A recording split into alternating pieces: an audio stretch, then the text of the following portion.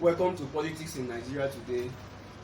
This is the continuation of the edition on the situation in the Southeast. Kings Lawunka is my name, and I have with me to continue the conversation Mr. Francis Inyama. Mr. Francis Inyama is the HOD, Department of Public Administration, ACBMS, a private polytechnic in Ibadan, Oyo State, Nigeria. Mr. Francis, thank you for joining me once again to continue our conversation on the security situation in the Southeast. Thank you. You're welcome. So we are talking about the situation in the Southeast, and let's continue from where we stopped in the last edition. We are on the issue of marginalization. I mean the marginalization sentiments of the Igbo people, the southeastern people of Nigeria, which is where you and I belong. And I asked you in the last edition, do you share in the marginalization sentiments of the Igbo people? Thank you very much. Like we started to discuss this very worrisome issue last week, I did mention that marginalization, no matter how wide the gap may be, should not be enough reason for what is presently happening in the southeastern part of Nigeria. Yes, they may feel marginalized. It is said that it's only oil. You may tell a blind man that it's not in the soup. You cannot tell him that there is no salt. There is no part of Nigeria that cannot say that the Southeast is being marginalized by successive governments at the center. But the question I want to ask is, why this height of insecurity now in this present administration? Does it mean that the marginalization just started since 2015 till date, when a new government came on board? Since the democratic dispensation in 1999, nothing new has happened in the southeastern part of Nigeria. The same people that constitute the southeastern part of Nigeria are still the same people from there. If you come to appointment into federal government parastatals and agencies, in this present administration, we have seen the negation of the federal character principle. Everything that has to do with federal character principle was swept under the carpet by this present administration. Why are the other people not crying marginalization? So what I'm trying to bring out is this. The marginalization of the southeastern part of Nigeria did not start today. The fact that they suspect the southern part of Nigeria, they are heavily suspected since after the experience of the Nigerian Civil War. So it did not start today. So I don't even think that it is because the southeastern part of Nigeria is marginalized, and that is why the insecurity in that state, in that part of the country, should be at the highest ebb as it is presently being experienced. So I don't subscribe to marginalization being a reason for what is happening in the southeastern part of Nigeria. Okay, so what can we attribute the ugly situation in the southeast too, if you do not subscribe that insecurity is at the root of it. Now, I mean that marginalization is at the root of it. okay. Every time, that, like I said, everybody knows that the southeastern part of Nigeria is not getting their own fair share of attention. Let me call it attention. Fair share of attention from the central government. Be it in appointments, be it in allowing a free landing for whatever that is meant to get to the southeast. In terms of the look at the roads in the southeast. So it is obvious that the people of the southeast are being marginalized by the present arrangement in the federal government. But yet, I still do not subscribe to the fact that let it be a reason enough for what is happening there today to continue to happen. Now, the federal government is marginalizing you, and you are marginalizing your own people by not giving them an enabling environment to carry out their day-to-day businesses. The southeastern part of Nigeria, the people there are known for their hard work. They are known, they don't believe that any government can even give them subvention to start up from. They like to struggle on their own. So, if you know, as an agitator or as somebody who has a marginalization sentiment, you are emotional about how the center is marginalizing you, why then are you stopping your people from coming out to look for what to eat? So you find out that they themselves are helping the government at the center to marginalize their people. So it is important for us to understand what exactly is at the root of the situation in the southeast, because the situation in the southeast is ugly and worrisome, and in my opinion does not augur well for the development of that region of the country. So if we understand what is at the root of the ugly situation in the southeast, then we begin to know how best to address it and how best to profile solution. I mean, what to profile as possible solution. Now, it is said that most of the heinous crimes taking place in that southeastern part of the country, the IPOB, indigenous people of Biafra, have been held responsible severally for all those atrocities. But they have also denied hold on. Such allegations Yes, severally. they have said they are not. What I'm trying to say is that there is every possibility that some miscreants and criminals may have hijacked or hidden under the IPOB agitation to continue to perpetrate these heinous crimes. A few days back, the President Governor of Anambra State, Professor Charles Soludo, had to meet with the acclaimed leader of IPOB, Mazi Nnamdi Kanu. And he said that if he will have an opportunity to broadcast to whoever that is supporting him or following him, he will tell them that they are not maiming, they are not kidnapping, they are not killing themselves, they are not doing whatever things they are doing. Even the ordinary sits at home on Mondays, that they are not doing it for him, that he is not in support of them. Now, if the person can come out to say that, I can now tell you that those people are self-serving. All those criminals, they are hiding under, of course, criminals are everywhere. And criminals are looking for okay, look at the NSAS protest. Some criminals hijacked it. At the end of the day, they could not achieve what they set out to achieve ordinarily.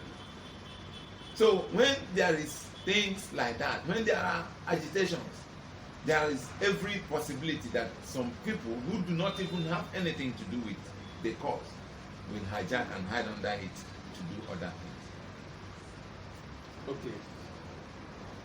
in a democratic setting, if some people feel marginalized, if they feel oppressed, if they feel maltreated, you know, then they have the right, fundamentally, even constitutionally, to vent, to ventilate, you know, their grievances, and to agitate for redress, so to speak. Yes. In my opinion, I do not think that, you know, violent means of venting your grievances, you know, or agitating for anything is the way to go. What do you think, sir? Yes. Like you rightly said, violent agitations can never solve any problem. I think there are constitutional means of seeking redress if you feel your fundamental human rights have been trampled upon. But again, you ask, is there any political will on the part of government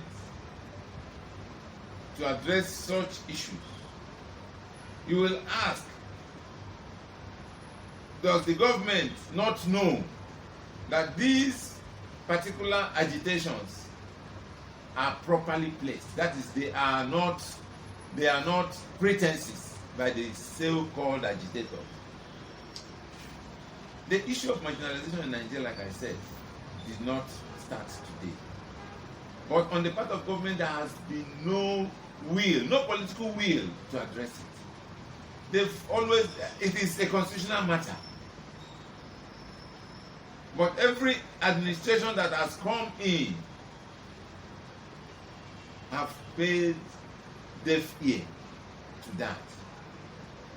There is no political will to do anything on the constitution. Rather, what do? They will pick a particular section of the constitution and say, we are going to amend this. And the areas you find them amending are not the areas that are causing problems, either constitutionally or fundamentally. So government has decided to close their eyes and their ears on the things that matter most to the citizens. Okay, look at Nigeria as it is presently constituted.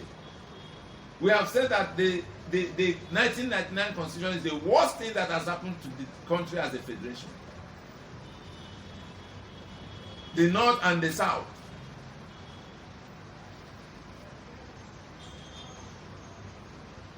lumped together without putting into consideration their diversities. They are the things that do not hold them together. They were only looking at the things that must force them together. They didn't look at why are there any contentious issues that should not make these two people live together as one. Going by the rate of development, or going by how developed the country is politically, socially, and even economically. They did not put all these things into consideration, and they went ahead to lump them together as one nation. Most of those things happening today wouldn't have happened if they had considered at the various different people that nothing ever could have made to become or to live under one name as a nation. So if they had looked at those things, and or if they can bring out the political will to agree and tell themselves the truth that yes, the things that divide us are more than the things that unite us. If they are able to tell themselves the truth, sir, we will have a better society to live in. In fact, the 6 geopolitical zones as it's presently constituted, in fact, it's a fraud. Just trying to make sure they force ourselves together by delineating, not from the regional government that it used to be. Say you are dividing the country into 6 different geopolitical zones. 6 different geopolitical zones without autonomy, without independence. If it had been 6 geopolitical zones with a central government and the rotational political succession system, we will not have any problem.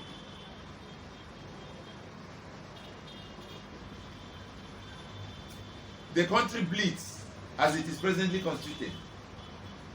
It is always said that the Nigerian Federation is said to be the marriage of strange bedfellows.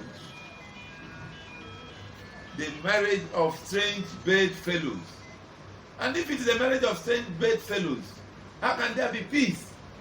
How can there be unity? How can there be the same, they can't have the same sense of responsibility? Somebody, strange bedfellows means I will be suspecting this my bedfellow forever. So there is nothing that can come out of it, except there is a political, let us call a spade a spade.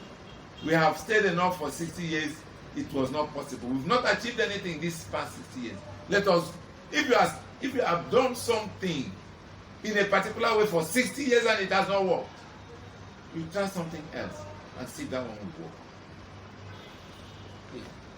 Before I take you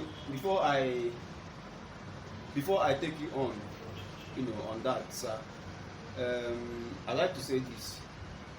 We cannot say categorically, or I particularly cannot say categorically, who is responsible for the violent acts, for the insecurity in the southeast. But if at all our people are responsible or involved, in perpetrating violent acts in the southeast, I'd like to say to such people, reconsider their actions. What sense does it make for you to be killing your own people, the people you claim or you say you are fighting, for? If you kill the person whose freedom you are fighting for, what sense does it make then? Does it make sense? Thank you. Then, Mr. Francis, I believe that a well-governed and a well-structured united Nigeria is a better option. I subscribe to your last statement.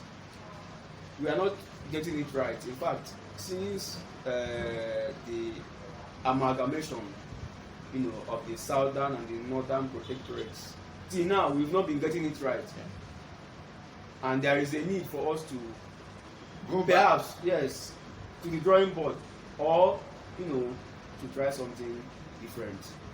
But I believe that in whatever we should do,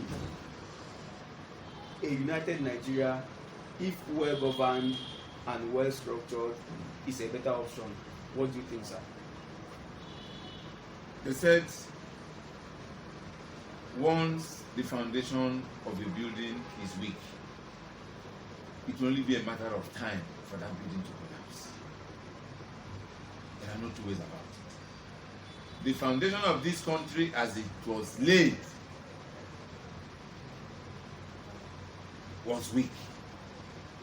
There were so many considerations other than unity and development of this country. There were other considerations by the people who forcefully married the North and the South together. And as long as the foundation was weak and nothing has been done to fortify it, collapse is imminent. We either go back to the drawing board. What are these contentious issues? Nigeria, as it is today, we have 36 states. You don't see how the governors rush to the center for money monthly on allocation, for allocation. The only thing that holds them together is that money. The money that they take. And when they take it, they are not taking these allocations for developmental purposes in their various states. They pocket a large chunk of that money to themselves and to their cronies. at the end of the day, the people continue to get impoverished. No infrastructural development, nothing to show for whatever amount of money that has been allocated to any of the states. As far as I'm concerned, my belief is that let us wait for a government that will have the political will to agree that yes, the country as presently constituted is not working. And if he is able to say that yes, this country is not working, what should we do to make it work? If they are sincere, if they convey people who are trustworthy, who are sincere, who are knowledgeable, who are experienced, not this present political class in the Senate, not the present political class in the houses of assemblies and House of Representatives. Those ones are self-serving. They don't mean well for Nigeria. Not even the people jostling and hustling to become presidents after President Buhari. None of them mean anything well for Nigeria, apart from maybe 2 or 3 aspirants that may have something to offer. But the question is, will they ever get there? The right people have never won elections in Nigeria. The people who have things to offer to this country, meaning the tribalized Nigerians, are yet to get there. People who have something upstairs to offer to make change, positive change in the economy, in social development, in political development as it is, they are yet to get there. It's unfortunate that we've been recycling politicians. They recycle themselves from House of Representatives.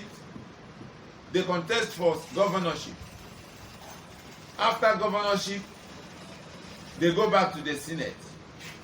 They start from politics and retire to politics. None of them do any other thing apart from professional politics. And it does not augur well for this country. Thank you. And finally, sir, in light of the peculiar political nature of the Nigerian state, standing on a tripod, some people, even across the different sections of the country, believe that come 2023, Nigeria should have a president, of Igbo extraction. And so there is a clamor for the Southeast to produce the next president of Nigeria come 2023. What is your take on that, sir? It is said that a house that divided against itself can never stand. So many people within the political class of the Southeast extraction, like you said, have been saying one thing or the other against themselves. Like I said, if you, as somebody from the Southeast, and Mr. Okeke is from the Southeast, and Mr. Okeke has picked a form to contest for the presidency, which other people have genuinely said they should be allowed to take a shot at the presidency. And you, a Southeasterner, will now be saying it is not possible, that because you need alliance with the other tribes, everybody will know that this person saying this is not in support of an Igbo president. It's unfortunate, I'm very sorry to say it. Most of the people who belong to the political class and who are of the Southeastern origin are self-serving politicians. who have gone there to line up their own pockets, who have gone there to hide from being taken to court, from being prosecuted for one thing or the other they have done while in their respective states as either governors or deputy governors. So when you unite with others to marginalize your people or to say make unprintable remarks about the ambition of the said people, you can find out that it is a case of a house being divided against itself. Well, if in 60 years of Nigerian existence and the west, the southwest, or the north, in other words, it is just the southeast that has not taken a shot at that presidency, and every well-meaning Nigerian who believes in equity and justice and fairness have lent their voices in support of a southeastern president. There is nothing wrong in that, but it does not mean that if a southeastern president does not emerge, the country will not cease to exist. The country will never cease to exist if there is no southeast president come 2022. The whole thing will only depend on dialogue. If, like one Orji Uzor Kalu said, that there must be an alliance with the other tribes for an Igbo president to emerge. We have the Yorubas and we have the Hausas. If the other people are genuine, for instance, we have two major political parties. If they cede their presidency, for example, the presidential ticket to the southeast, definitely we will see the southeast president come to. But the question is it going to happen? Is their body language saying that? From their body language, you will find out that none of the two leading political parties are ready to concede the presidential ticket to the southeast. Thank you.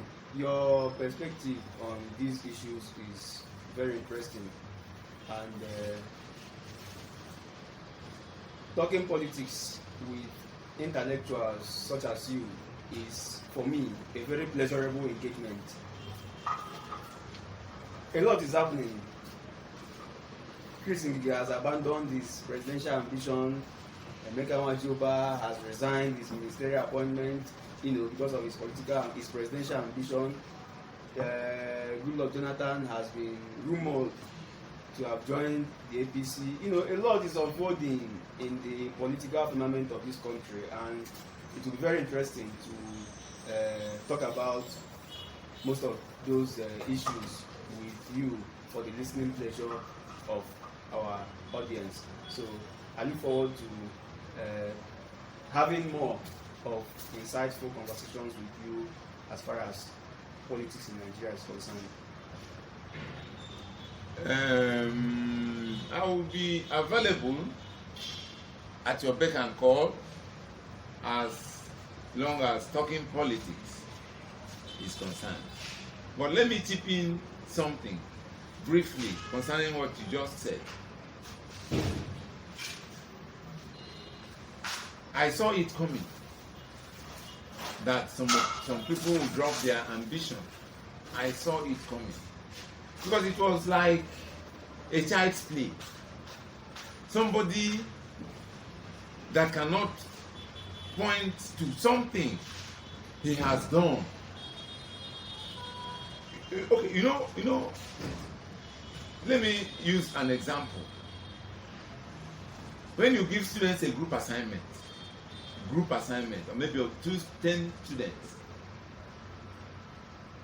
The 10 names will appear on that assignment. But you want to tell me that it's the 10 students that contributed to do the assignment? No. There are dullards who will ride on the back of the brilliant ones to present the assignment as having been done by the entire group. In APC alone, we had like 17 different people buying nomination and expression of interest forms only for one spot of being president, of being the president. That is laughable. You know, there is a saying that soon we shall separate the men from the boys. The people dropping their presidential ambition now, many more will come. If they do not get their act together, I'm talking about the APC. The power that changed hand in 2015 will surely change hand. It may not be to the main opposition PDP. It may surely change hand to a political party me and you may not have heard of or seen on the front pages of the dailies in Nigeria. Well, it will be very interesting to see that happen, if that can happen. Thank you very much for joining me to analyze politics in Nigeria in this edition. In subsequent editions, we are going to be dissecting most of those issues. Thank you very much. Mr. Francis Inyama is the HOD Department of Public Administration, ACPMS, a private polytechnic in Ibadan, Oyo State, Nigeria. He joined me today to analyze politics in Nigeria, and he will be joining me in subsequent editions to do same. Watch out for very insightful analysis, by Mr. Francis, talking about politics in Nigeria. Thank you very much for watching. Kings Lonka is my name, and the show is Politics in Nigeria. Thank you, Zainab, our camera lady. Thank you very much. Zainab is a public administration student of ACPMS. Zainab who? Ogundare Zainab, public administration student of ACPMS, Ibadan, Oyo State, Nigeria. She handled the camera for us. Thank you very much, Zainab. Thank you, viewers.